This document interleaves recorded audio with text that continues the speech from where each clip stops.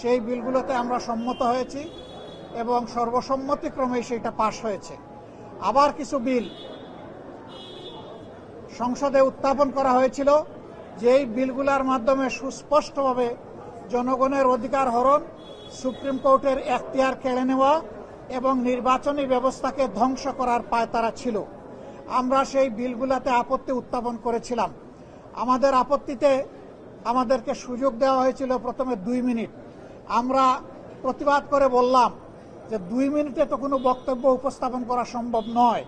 তখন স্পিকার মহোদয় প্রথম বক্তাকে 3 দফায় বাড়িয়ে 6 মিনিট দিলেন, যেটা ছিল আসলেই আমাদের উপর একটা কি বলবো, অবিচার কথাটা বলা ঠিক হয় না, তবে সুবিচার হয়নি।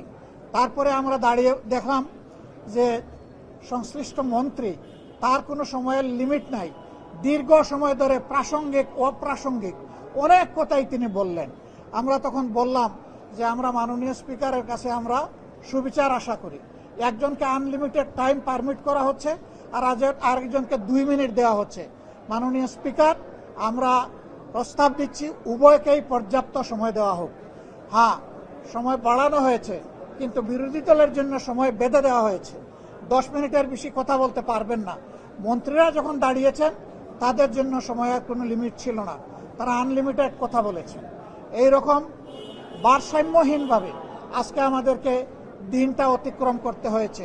আমরা জনস্বার্থে আমরা সুস্পষ্টভাবে আমাদের আপত্তি জানিয়েছি যে আমরা বিচার বিভাগকে স্বাধীন হিসাবে দেখতে চাই, আর সেই বিচার বিভাগের স্বাধীনতার জন্য বিচারক নিয়োগ এবং স্বাধীন সচিবালয় বিচার বিভাগের কায়েম অতি জরুরি, যা ইতিমধ্যে একটি রায়ের মাধ্যমেও গতকাল এটা জনগণের সামনে এসেছে।